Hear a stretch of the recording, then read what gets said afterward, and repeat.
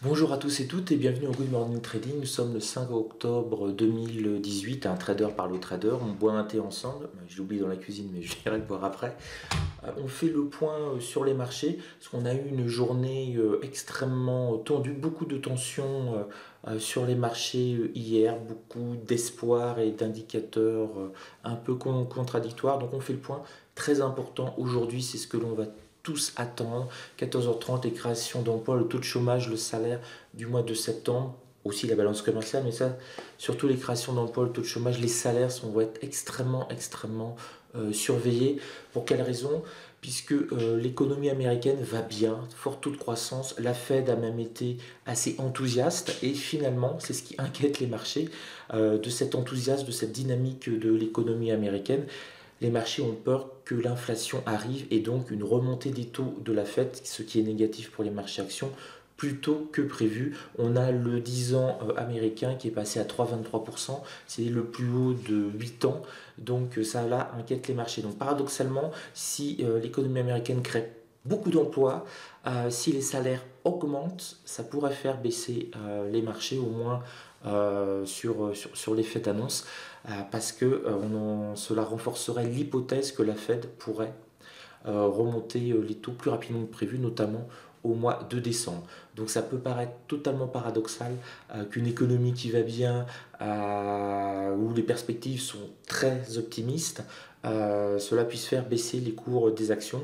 Mais je vous rappelle que la bourse, c'est une lutte en permanence entre le risque et la sécurité, entre je place mon argent à 10 ans à 3,23% sans aucun risque, entre guillemets, il ne faut pas que l'État américain fasse faillite, ou je le mets sur les marchés actions et je dois arbitrer entre guillemets sur ma rentabilité et mon risque. Et donc plus les taux d'intérêt montent et moins c'est favorable aux marchés actions, et plus les taux d'intérêt sont au ras des pâquerettes, plus c'est favorable au marché actions.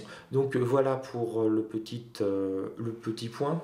Au niveau du climat psychologique des marchés, ben, on est sur un marché tendu, hein. On le voit très bien sur le 4 heures sur Nasdaq. Dans le Good Morning Trading, hier, il y a 24 heures, je vous avais dit qu'on pouvait peut-être aller chercher le support à mensuel pour rebondir. C'est ce qui a été fait. Donc ça, je suis content, j'ai pu le prendre. Et maintenant, on se retrouve un petit peu au milieu du gué sur le Nasdaq, par exemple. Alors, moi, ce qui m'intéresse en point bas, je ne pense pas du tout qu'on va atteindre ce point bas ce vendredi. C'est plus en prévision éventuellement de la semaine prochaine, si on continue à baisser. On a le plus bas du mois précédent à 7421 sur Futur, qui est très intéressant. La zone 7421, 7450 serait très intéressant à travailler. Vous voyez, on s'en est rapproché hier, on a fait du 7456 à peu près. On a tout de suite rebondi pour aller réintégrer le support mensuel et pour revenir au-dessus des 7005. Ce qui paraîtrait à l'heure actuelle le plus logique, hein, c'est qu'on aille refaire un tour vers la middle S1 mensuelle dans la journée et peut-être essayer de se stabiliser dessus ou d'en faire un support pour repartir sur une phase haussière. Mais il suffit d'un tweet, il suffit d'une déclaration. Je vous rappelle, ça fait longtemps qu'on n'a pas parlé de la Chine et pourtant c'était la chose la plus importante pour que l'on se remette à baisser. Mais on va peut-être avoir une tentative de se raccrocher un petit peu à la branche sur le Nasdaq de la middle SA mensuelle. En tout cas, au moins peut-être aller faire un petit coucou, quitte à rebaisser après. Ça, c'est des mouvements qui sont un petit peu classiques et algorithmiques, on va dire. Je vais vous l'agrandir, ça sera quand même plus facile à voir à mon avis sur la vidéo. Pour le Dow Jones, alors le Dow Jones, record historique, il passe au-dessus de sa résistance un mensuel. J'avais dit c'était il y a 48 heures je crois, que c'était sûrement un objectif qui était dans les têtes. Et ben on l'a fait et puis on a eu là ce qu'on moi j'appelle vraiment une prise de bénéfice sur un record historique à proximité des 27 000 points. Sur Futur on est monté dans les 26 968, une grosse résistance à mensuel. On lâche un petit peu, une petite inquiétude entre guillemets, justement je vais parler un peu des taux, boum, on en profite pour encaisser. On baisse pas beaucoup hein, finalement. Là on est sur quasiment les 26 700. Sur le plus haut historique, on a perdu 1%, donc c'est pas la fin du monde, l'apocalypse, loin de là. Et on voit que les marchés ont bien rebondi. On était passé sous les 26 500, qui était le point hebdo oui, qui était l'hebdo. Hop, je vous le mets, vous voyez, sous 26 500. On a réintégré l'hebdo très rapidement, sans aucun souci. Et puis après, on s'est mis à fortement accélérer en fin de séance. Alors, 20h30, hein, repéré, 20h30, 21h30, c'est souvent deux heures clés sur le marché américain pour refaire un reverse tendance, pour repartir dans l'autre sens de la tendance générale. Donc, c'est souvent des moments clés. Là, c'était 20h30. Bon, je suis rentré sur le marché un peu trop tôt, à 20h25 ou 28, je sais plus. Et bon, j'ai pas pu bénéficier de toute cette hausse, même si la journée a été pas mal. Hier, j'ai gagné plus de 1000 euros. Vous le reverrez dans la vidéo débriefing à la fin de cette vidéo sur du Good Morning Trading. Et ce qui est intéressant de noter, c'est qu'on s'est bien comporté cette nuit sur les marchés futurs américains ouverts. On n'est pas redescendu, donc là, a priori, on va peut-être essayer là aussi, de se stabiliser. On l'a fait là, peut-être d'aller chercher la résistance hebdomadaire, mais on risque de faire un peu du ping-pong entre les deux si on est indécis. Et puis c'est vendredi, donc tout peut arriver en bourse, surtout lors de la dernière demi-heure aux États-Unis, avec un peu moins d'intervenants. Ça peut bouger pas mal. On va passer au DAX. Alors le DAX, hop, voilà. Là, c'est le 15 minutes. Oui, pourquoi pas. Le DAX en 15 minutes, c'est plutôt pas mal. Alors, voilà, je viens de vous résumer le DAX. Alors, ce qui est intéressant, vous voyez, c'est qu'on a encore eu le plus bas hebdo précédent, le point pivot mensuel. Et qu'est-ce qu'on fait? On passe en dessous et on rebondit fortement.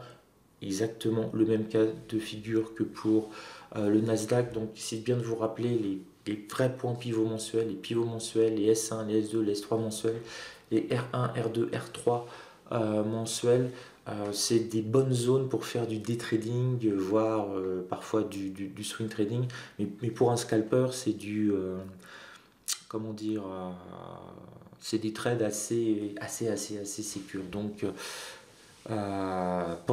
pensez-y avec toujours l'optique d'acheter en dessous du support, parce que les réintégrations et les explosions au-dessus, ça arrive, voilà, c'est un taux de réussite extrêmement fort. Bon, les scalpers ont plutôt joué les réintégrations parce que ce sont des gars comme moi, qui prennent rapidement leur bénéfice, merci, au revoir. Et les day traders tiennent leur position et généralement ça peut rapporter pas mal. Donc là, on est à nouveau sur les... alors, on a combien de décalage sur le DAX? Là, on est sur l'équivalent... Attendez, voilà, on a actuellement 11 points. Donc, vous voyez, la zone des 12 240, c'est la zone des 12 250 sur le cash. Et c'est une zone qui est véritable aimant. Alors, dès qu'on passe en dessous, là encore, on rebondit, on retourne dessus. Là, vous voyez, c'est 12 240 ou 12 250 cash. Donc, on stagne en fait, hein, sur le DAX. On est toujours sur cette ligne 12 250. On passe un peu au-dessus, on revient, on passe en dessous, on revient. Voilà, la véritable question, c'est dans les prochains jours ou les prochaines semaines, est-ce qu'on sera à 12 000 ou est-ce qu'on sera à 12 500? Celui-là, vraiment, on sent qu'on est au milieu du guet et que les DAXeurs hésitent à prendre un palier vers le haut ou vers le bas sur le DAX. Alors, il y a beaucoup de mauvaises nouvelles sur le DAX, la Deutsche Bank et tout. Pourtant, il résiste quand même bien. Il reste au-dessus des 12 000. Il se stabilise sur cette zone des 12 250.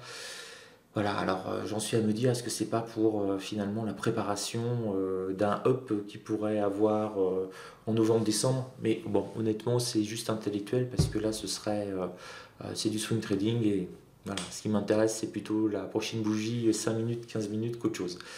On va voir le CAC 40, octobre, échéance octobre du CAC 40. Alors, belle baisse du CAC 40, hein, 5005 comme on dit n'a pas tenu. On est passé sous le point pivot mensuel et on a rebondi. J'avais d'ailleurs pris une toute petite position en swing sur le CAC 40 en achetant légèrement en dessous du point pivot mensuel que j'ai fermé ce matin parce qu'on est repassé au-dessus du point pivot mensuel et je le sens un petit peu moins le CAC 40. Pourquoi? Il a fortement baissé alors que les valeurs bancaires se sont bien comportées sur le CAC 40. Donc c'est un petit peu anormal. Généralement, quand les valeurs bancaires se comportent bien, le CAC 40 booste. Et là, on a une belle baisse et les valeurs bancaires n'ont pas été massacrées. Donc, je me méfie de mon petit swing que j'avais lancé sur le CAC 40. Alors, c'était un swing à rien du tout, hein. J'avais pris à 1 € le point sur le CAC 40. Je crois que je suis descendu à moins 16 points, donc à moins 16 €. C'est pour m'habituer à faire à nouveau du swing. J'ai quand même envie de faire du swing trading, où je commence à 1 € et j'ai très bien dormi cette nuit. Donc voilà, c'est autre chose que prendre à 100 € le point, c'est sûr. Mais bon, ça m'amuse un petit peu aussi. Donc là, j'ai clôturé sur un petit peu au niveau du point pivot mensuel cette position. Et je ne prendrai pas de position pour le week-end. Euh, voilà, ça me paraît un petit peu plus incertain sur le CAC 40. Il devrait essayer de rebondir si les marchés européens, si les marchés américains remontent. Je pense qu'il risque de se stabiliser quand même sur cette zone 5004, 5425. Un petit bout de temps si les marchés américains ne bougent pas trop. Ça paraît un point d'appui pour le CAC 40 assez stable. On parle un petit peu moins de l'Italie, ça peut revenir sur le tapis, ça peut revenir ce week-end, en bien comme en mal. Donc 5004, ça paraît à mon avis pour pas mal d'investisseurs sur le CAC 40 une position qui est relativement correcte, comme 12 250 sur le DAX. À moins d'une nouvelle, ça paraît vraiment des zones un petit peu de stabilisation. Bon, je peux peut-être remonter un petit peu sur le 4, là, vers les 5440 pour rejoindre le bas de cette mèche. Voilà, à voir. Écoutez, je vous laisse, je vous souhaite une belle journée de trading. On se retrouve lundi pour le prochain Good Morning Trading. On se retrouve ce soir pour un webinaire. Je m'excuse, je n'ai pas fait de webinaire hier parce que j'ai tradé non-stop. J'ai vraiment trouvé la journée passionnante, donc je ne me suis pas arrêté. Et en arrêtant de trader à 23 h, j'avais aucun courage pour vous faire un webinaire qui prend 1 heure, 1 h 30 à 2 h pour le réaliser. Mais cet après-midi, comme je pense m'arrêter de trader cet après-midi, parce que je suis un peu fatigué, donc il faut que je récupère, et que la semaine a plutôt été bonne. Hop, il y en a partout en fait. Voilà, sur la semaine, j'en suis à plus de 4000 € de gains. Je vais pas prendre entre guillemets de risque. Donc je risque de scalper un petit peu ce matin, me reposer l'après-midi, comme ça j'aurai le temps de vous faire un webinaire sympathique.